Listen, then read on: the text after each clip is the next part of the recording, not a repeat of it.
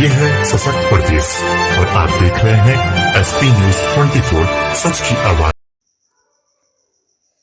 राजधानी लखनऊ के मोहनलालगंज स्थित डायमंड रिसोर्ट में राजपूत करनी सेना का राष्ट्रीय अधिवेशन 2025 धूमधाम से आयोजित हुआ।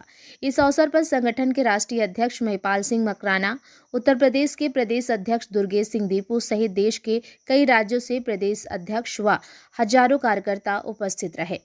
कार्यक्रम के मुख्य अतिथि राष्ट्रीय अध्यक्ष महिपाल सिंह मकराना ने अधिवेशन को संबोधित करते हुए ईडब्ल्यूएस आरक्षण को 10% से बढ़ाकर 15% करने की मांग की। उन्होंने कहा कि राजपूत समाज के मजबूत होने से देश स्वतः मजबूत होता है, क्योंकि इतिहास साक्षी है कि जब जब राजपूत कमजोर पड़े तब तब शत्रु शक्तियां देश पर हावी हुई हैं।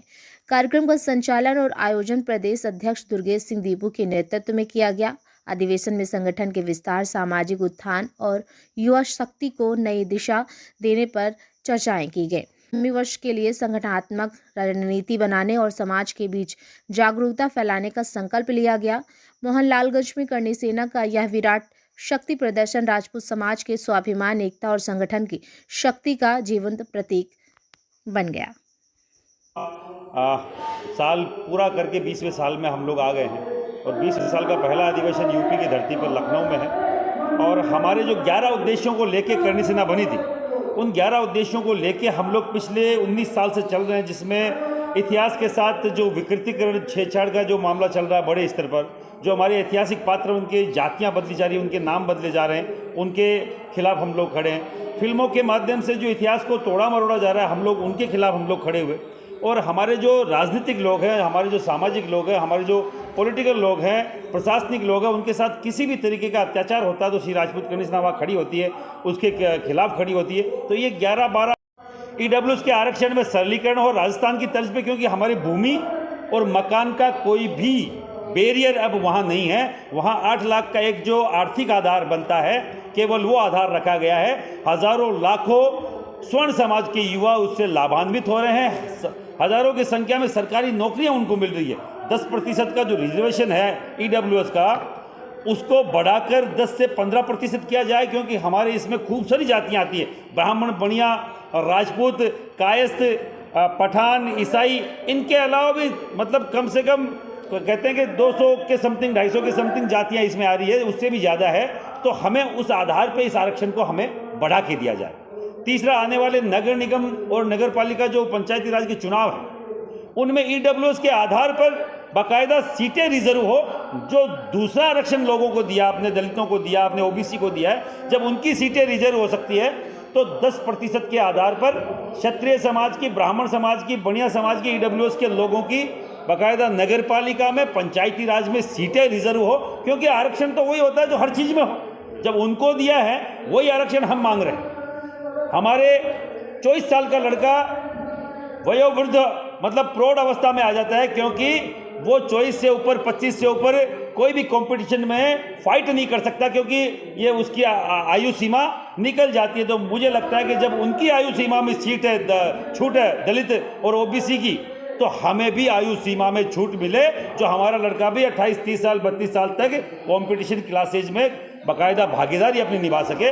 और इस ईडब्ल्यूएस के आधार पे जो अलग अलग, जैसे राजस्थान में हुआ, हम पूरे देश में हम इसी ईडब्ल्यूएस को केंद्र में भी सरलीकरण की मांग करते हैं। जो केंद्र में सरलीकरण होगा तो मैं आपको बता दूं, पूरे देश में वो जातियां इसमें आती है। हरियाणा का जाट इसमें आता है, महाराष्ट्र का मराठा इसमें आता है, बिहार का आपका जो भूमियार समाज इसमें आता है, और इतने सारे आपके गुजरात का पाटीदार समाज इसमें आता है, पटेल समाज इसमें आता है। अगर इसका सरलीकरण केंद्र में होगा तो सभी जातियों के युवाओं को लाभ मिलेगा।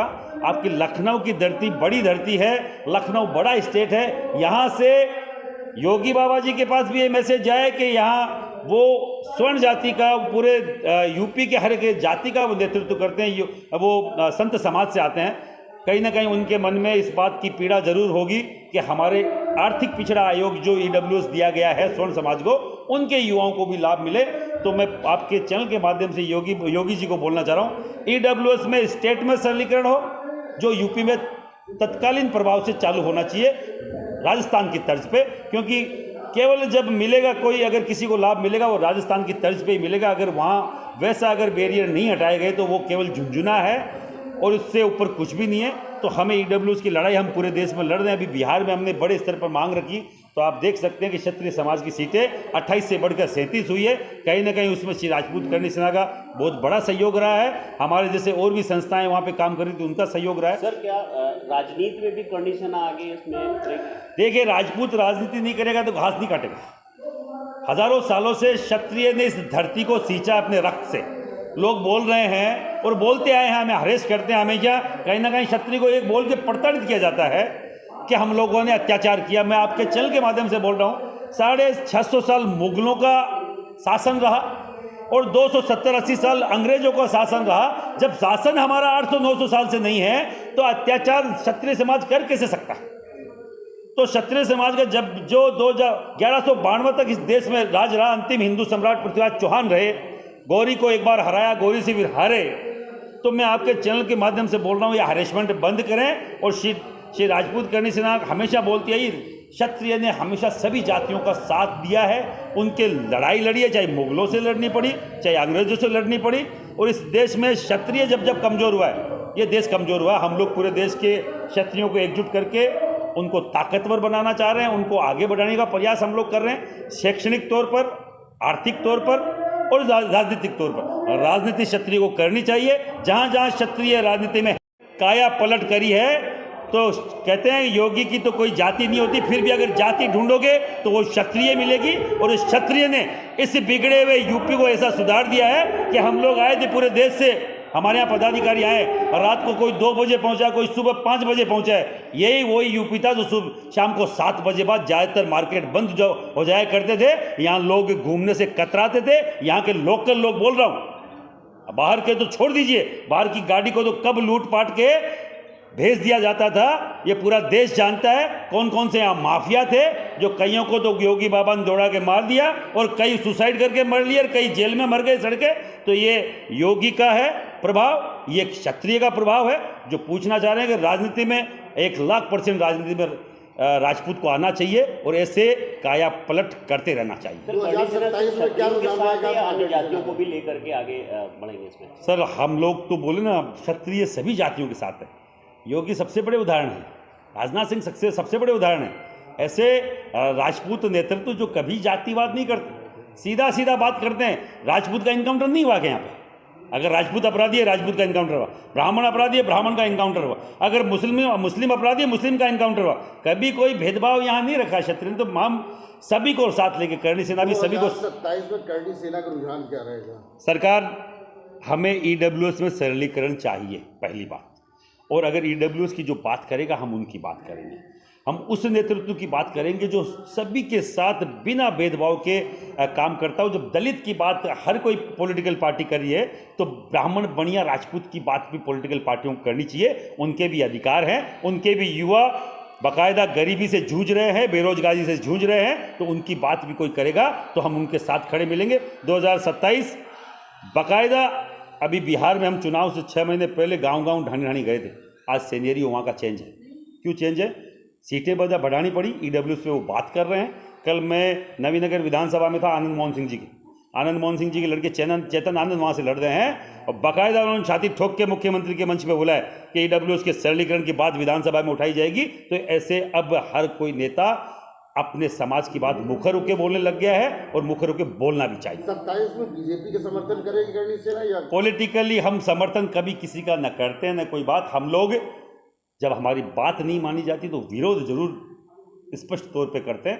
पॉलिटिकली तौर पे हम समर्थन सीधा, मैंने बोला ना, जो क्षत्रिय की बात करेगा, जो ईडब्ल्यूएस की बात करेगा, वही देश पे राज करेगा और हम उनके साथ सहयोग करेंगे। बहुत धन्यवाद। इसको और आगे बढ़ाने का कर रहे हैं और 27 में क्या कुछ रुझान रहेगा? 27 का रुझान जो ईडब्ल्यूएस की बात करेगा, हम लोग उसके साथ रहेंगे। हमें किसी भी पार्टी से कोई मतलब नहीं है। हमें हमारी बात जो सुनेगा, हम उसका साथ देंगे। आज के इस अधिवेशन में कहाँ से सब लोग आए हैं? पूरे देश से क्या कुछ रणनीति बनाई जा रही है? पूरे देश से लोग आए हैं। हमारे राष्ट्रीय अध्यक्ष जी कार्य करने के लिए, कार्य किस तरह करना है, किस तरह करना है, समीक्षा भी करनी है कि किस प्रदेश में क्या कार्य प्रदेश अध्यक्ष का हुआ। वो प्रदेश राष्ट्रीय अध्यक्ष जी हमारे इसलिए बुलाए गए हैं यहाँ पे कुछ नहीं। रणनीति तय होगी। आगे की EWS की लड़ाई है और हम लोग लड़ेंगे। अभी भोपाल में भी बहुत बड़ी रैली होने वाली है हम लोगों की, और इसी तरह पूरे देश में हम लोग आंदोलन करेंगे।